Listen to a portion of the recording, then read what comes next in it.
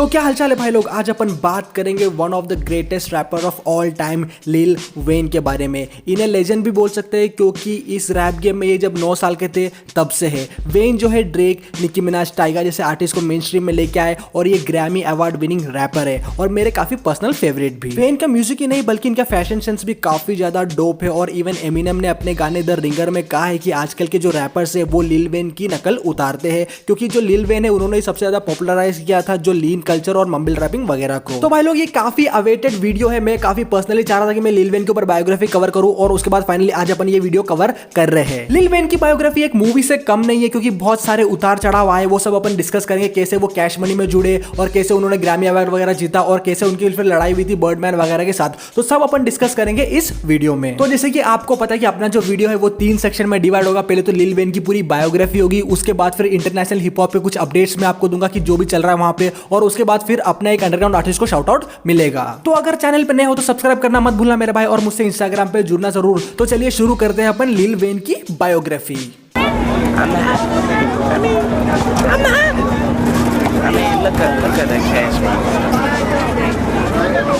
Lil Wayne जिनका असली नाम है दुएन माइकल कार्टर जूनियर, जिनका जन्म हुआ था 27 सितंबर 1982 न्यू ऑर्लिन्स लुजियाना अमेरिका में। लिल वेन अपनी मॉम के साथ रहते थे और उनकी मॉम का डिवोर्स हो गया था जब वो 2 साल के थे, लेकिन उनके जो डैड है वो लिल वेन को और उनकी मॉम को जबरदस्ती अपने दादी के घर में रुकवाते थे और हफ्ते में 2 बार कभी कभार आ जाते थे, और जब भी आते थे लिल वेन की मॉम को काफी मारा करते थे। वेन के डैड उनके प्रति भी काफी ज्यादा अब्यूसिव थे और उनके डैड की कोई और वाइफ भी थी और वो बेसिकली वहां रहते थे। लिल वेन का नाम दुएन जूनियर था, मींस उनके डैड सीनियर थे और उनके ही डैड के नाम पे रखा गया था लिल वेन का नाम, बट उनको उनके डैड से नफरत थी तो उन्होंने अपने नाम से डी हटा दिया। फिर ऐसे दुएन से वेन बन गए और उनके फादर जिंदा है, और एक इंटरव्यू में उनसे पूछा था कि क्या आपकी डैड ये बात जानते हैं, तो उन्होंने कहा था कि नाउ ही नोस, यानी कि अब वो ये बात जानते हैं क्योंकि वो ऑलरेडी बहुत फेमस हो चुके हैं। He knows now.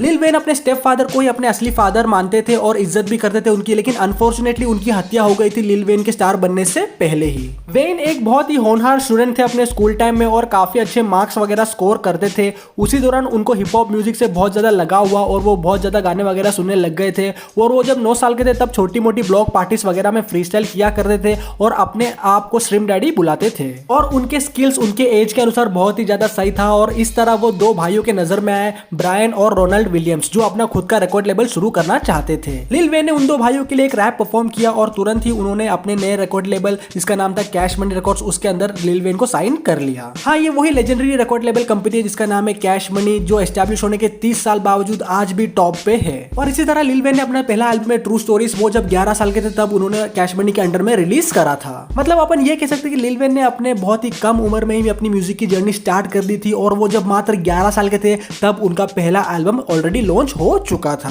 तो इसी तरह लिल वेन को शुरुआती सक्सेस मिल चुकी थी, और वो जब 12 साल के थे तब वो घर पे जब अकेले थे और उनकी मॉम जॉब पे थी, तब उनके पास एक बंदूक थी, उन्होंने वो एक्सीडेंटली अपने ऊपर चला दिया था और वो ऑलमोस्ट मरते मरते बचे थे उस टाइम पे। 14 साल की उम्र में स्कूल से ड्रॉप आउट हो गए थे वो, और वो फुल टाइम अपना म्यूजिक को डेडिकेट किया उनने, और वो कैश मनी लेवल के अंडर में एक ग्रुप था हॉट बॉयज करके, उसमें ज्वाइन हुए और काफी सक्सेसफुल ग्रुप था वो, और बहुत ही ज्यादा हिट गाने वगैरह निकाले थे। उस ग्रुप का 2 सक्सेसफुल एल्बम था get it how you live और गोरिल्ला वारफेयर, ये भी काफी ज्यादा हिट एल्बम्स थे और वो काफी ज्यादा नजर में आ रहे थे लिल वेन सबके। और इसी तरह से फिर उन्होंने एक गाना बनाया था ब्लिंग ब्लिंग, मतलब उन्होंने खुद का एक वर्ड इजाद किया था ब्लिंग, और वो आज भी डिक्शनरी में है।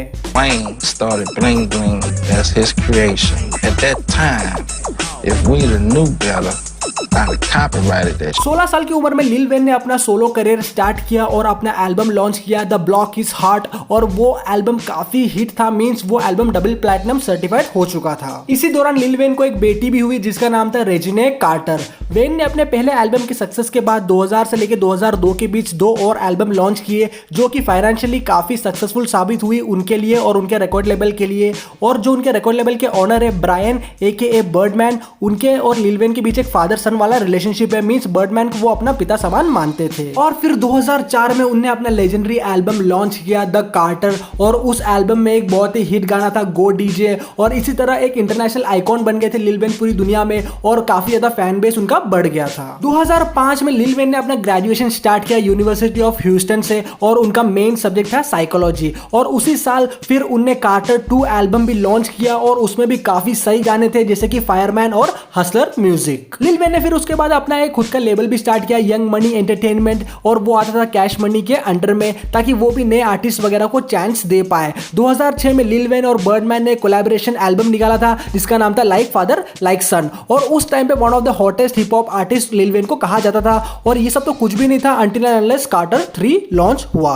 2008 में लिल वेन ने अब तक का सबसे बेस्ट रैप एल्बम उनका जो था कार्टर 3 लॉन्च किया, और वो एल्बम भी काफी डोप साबित हुआ और काफी हिट गाने थे उसमें, जैसे कि लॉलीपॉप और एमिली। 2.8 मिलियन कॉपी सोल्ड हो चुके थे इस एल्बम के 2008 में ही, और 2009 में उनको इस एल्बम के लिए 3 ग्रैमी अवार्ड भी मिला, जो था बेस्ट रैप एल्बम के लिए, best rap song for Lollipop, best rap solo performance for A Milli. और लिल वेन के कॉन्सर्ट्स वगैरह भी हाउसफुल रहते थे, और उसमें टाइगा, ड्रेक जैसे आर्टिस्ट भी हुआ करते थे। अपने लेबल यंग मनी के अंडर में जो नए आर्टिस्ट उन्हें साइन किए हैं उनके साथ 2009 में लिल वेन ने एक एल्बम निकाला था वी आर यंग मनी करके, और इसमें आज के सुपरस्टार्स ड्रेक, निकी मिनाज जैसे आर्टिस्ट थे। आज भी ड्रेक, निकी मिनाज और टाइगा लिल वेन के बहुत आभारी है कि लिल वेन ने उनको एक मौका दिया था। मार्च 2010 में एक रॉक एल्बम भी किया था इनने जिसका नाम था रीबर्थ, और उसके बाद उनको ड्रग और इलीगल पिस्टल रखने के जुर्म में जेल हुआ था, और पूरे अमेरिकन मीडिया में यही चर्चे थे। उनको पूरे 1 साल की सजा हुई थी, लेकिन उनको सिक्योरिटी रीजन और एंटिसिपेटरी बेल के चलते जल्दी रिलीज कर दिया। उसके बाद उनका 8th स्टूडियो एल्बम भी रिलीज हुआ जिसका नाम था I am not a human being. He has to go to jail. He shouldn't have to go to jail. He's like such a strong person. 2011 में उनकी जो हिट फ्रेंचाइजी है the quarter series, उसका 4th album launch हुआ जिसका नाम था quarter 4। 3 lakh गाने ऑलरेडी अपने फर्स्ट वीक में डाउनलोड हो गए थे इस एल्बम के। यही नहीं, लिल वेन ने बहुत सारे अलग अलग आर्टिस्टों के साथ कोलैबोरेशन भी किया है, और जो भी गाने में लिल वेन थे वो गाने सारे सुपर हिट थे। आपका फेवरेट कोलैबोरेशन इनका कौन सा है कमेंट सेक्शन में जरूर बताना। मेरा जो फेवरेट है वो था द गेम के साथ इनका एक गाना था माई लाइफ करके, वो गाना मुझे इनका सबसे फेवरेट कोलैबोरेशन लगा।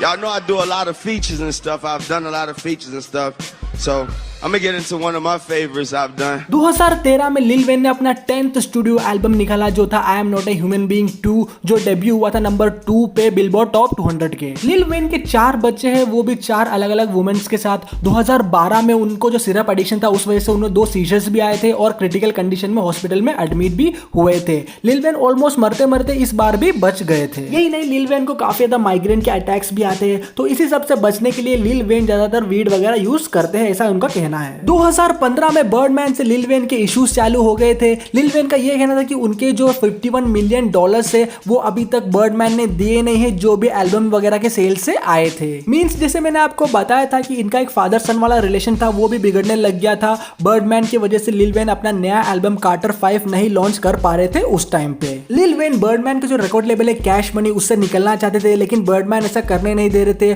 और पैसे भी नहीं दे रहे थे। काफी लीगल बैटल वगैरह भी हुआ था। लिल वेन अकेले नहीं निकलना चाहते थे, वो साथ में अपने जो इम्प्रिंट के आर्टिस्ट है यंग मनी के, वो ड्रेक, निकी मिनाज को भी लेके निकलना चाहते थे। इनके बीच काफी बीफ वगैरह भी हुआ। लिल वेन का एक गाना है कोको रिमिक्स, उसमें लिल वेन ने बोला कि कैश मनी रिकॉर्ड लेबल जब नीचे जा रहा था, जब सब छोड़ के जा रहे थे लेबल को, तब उन्होंने पूरे लेबल को अपने कंधे पे उठा के रखा था। खैर ये बात सही भी है, क्योंकि बहुत सारे आर्टिस्ट वगैरह अर्ली 2000s में कैश मनी रिकॉर्ड लेबल छोड़ के जा रहे थे, तब पूरा भार इन्होंने अपने कंधे पे उठाया था। और अभी हालात इस कदर बिगड़ी कि बर्डमैन पे ये भी एलिगेशन लगा कि लिल वेन के जो टूर बस है उस पे इन्होंने गोली चलवाई थी। खैर ये कभी प्रूव नहीं हो पाया कि इसके पीछे बर्डमैन ही थे। एंड देन फाइनली कुछ सालों के बाद फिर सब सॉर्ट हो गया, लिल वेन और बर्डमैन वापस एक हो गए, और 28 सितंबर 2018 को लिल वेन का जो 5th कार्टर सीरीज का एल्बम है वो निकला द कार्टर 5। इसी तरह लिल वेन अपनी लेगेसी कंटिन्यू कर रहे हैं, और वन ऑफ द ग्रेटेस्ट रैपरों में से लिल वेन भी गिना जाता है। जैसे कि अभी यूएसए में इलेक्शंस वगैरह चल रहे हैं, तो लिल वेन जो है डोनाल्ड ट्रंप के सपोर्ट में भी आए हैं। तो गाइस लिल वेन की लेजेंडरी बायोग्राफी आज यहीं खत्म होती है। तो चलो मैं आपको कुछ इंटरनेशनल हिप हॉप के अपडेट्स तुरंत दे देता हूं। रैपर किंग वॉन की किसी ने गोली मारकर हत्या कर दी गई है, और यह बहुत ही सैड न्यूज है। और लिल पंप के डोनाल्ड ट्रंप को सपोर्ट करने की वजह से उनके 1 लाख फॉलोअर्स इंस्टाग्राम से कम हो गए हैं। और डब्बेबी के जो बड़े भाई है वो मेंटल इश्यूज के चलते उन्होंने सुसाइड कर लिया है, और डब्बेबी ने एक वीडियो भी निकाला मेंटल इश्यूज को लेके, आप उनके इंस्टाग्राम पे जाके चेक कर सकते हो। तो भाई लोग अब बारी है शाउट आउट की। गाइस आप लोग भी अगर शाउट आउट चाहते हो तो मुझसे इंस्टाग्राम पे जुड़ना और अपना काम शेयर करना, मतलब भले फॉलो मत करना, बस अपना काम शेयर करना और बता देना मुझे शाउट आउट चाहिए। कोई इशू नहीं है भाई, अपन बिंदास खुले दिल सबको शाउट आउट देंगे। तो आज शाउट आउट मिल रहा है मच्छी 706, नवी मुंबई का एक बहुत ही डोप आर्टिस्ट है। आप जाके इनको सुनना और फॉलो करना, और भाई का गाना मैं अभी बजाता हूँ। और चैनल पे नए हो तो सब्सक्राइब करना मत भूलना, और मुझसे इंस्टाग्राम पे जरूर जुड़ना। तो मिलते हैं अपन अगले वीडियो में, तब तक अपने घर वालों का ख्याल रखना, अपना ख्याल रखना। Stay home, stay safe, bye bye.